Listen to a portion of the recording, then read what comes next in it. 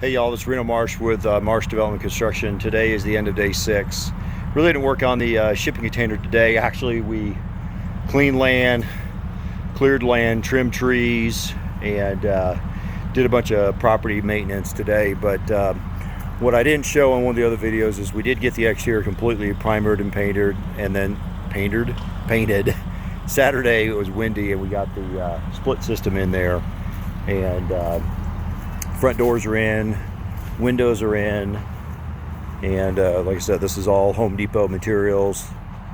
The slider we got in as well, and like I said, I framed these things just on the inside of the door hinge, so we can close these doors. And actually, we've got a deck, like I said, 8 feet from the end. These doors are 4 feet, so what we're going to do is, like I said, I'm either going to do a bracket, or I'm going to do a pin through the deck to hold the doors open, you know, for to keep the wind from catching it. And what we can do is actually make a little patio cover and give you a little patio here on the end. And got everything done on the inside with in terms of the electrical. Plumber came and did the takeoff today. He's been a little backed up, and then he'll get to it tomorrow, so I'll see him out here. Once he gets his plumbing done, my spray foam guy just told me to give him a couple days heads up, and then they'll be able to spray foam this in a day. And I just wanted to turn around and show you here. There's where the split system is. Like I said, we put it right on top of the header. We're gonna box up around and move those 2x4s, because you've got to have about 8 to 10 inches minimum for that thing to breathe. It pulls air in. And then there's a lint filter, and they're kind of like a dryer. You don't have an air filter, you just have this metal filter. You pull it out, clean it, and put it back in. These things are extremely efficient because you don't lose any heat or cooling through ductwork. So these have been used over in Europe for years. When I traveled overseas, you saw them on buildings all the time, and they're more popular here in Texas, especially older homes where you can't run ductwork. These split systems are great. There's generic ones. This is a Mirage. It is basically a Mitsubishi engine. It's a generic version of it, so the parts are the same. And then Lennox and Daikin, everybody has one. We paid $17.30 for this system. It's a 2-ton, so it gives me more airflow. So basically, allowed me to do is this air handler will be able to blow through the cased opening into the bedroom and into the bathroom. And then I've got a ceiling fan in the bedroom, and a ceiling fan will go in here in the living room as well, and that'll be plenty of airflow. So you can see we still have a little cavity up there, since this is a 9-foot high cube.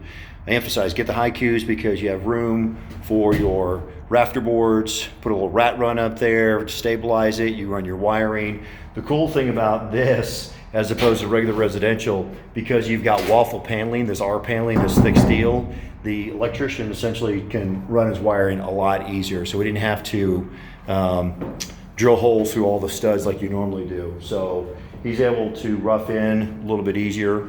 And you can see here, we've got a regular panel. Give some light in here. Regular electrical panel here. And what we've done is right on the outside of the electric panel, I did a quick disconnect. So what that allows us to do is that we can just ship these anywhere, and you just pull your whip up into the disconnect here.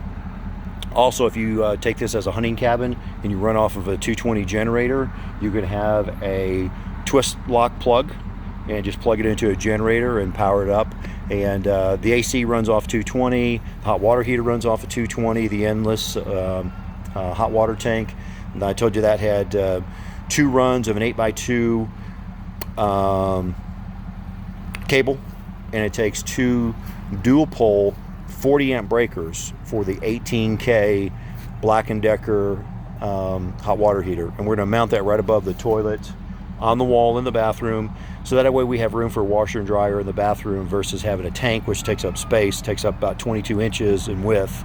So got it all set up. As soon as the plumber gets everything roughed in, and we'll be able to knock it out. I've got the rest of the materials. The cabinets are here, oven, refrigerator, all the appliances and stuff are here.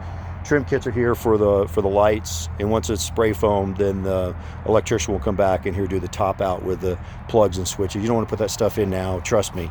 With the spray foam guys, they get that stuff everywhere, and it's much better for you to wait and do not put the plugs and the switches in. Trust me. Been there before. All right. Until next video. So essentially day 6, no productivity on the trailer itself, or excuse me, the container itself, just site work. So we've got 5 days worth of work into the container, and we're looking pretty good. So until next video, see ya.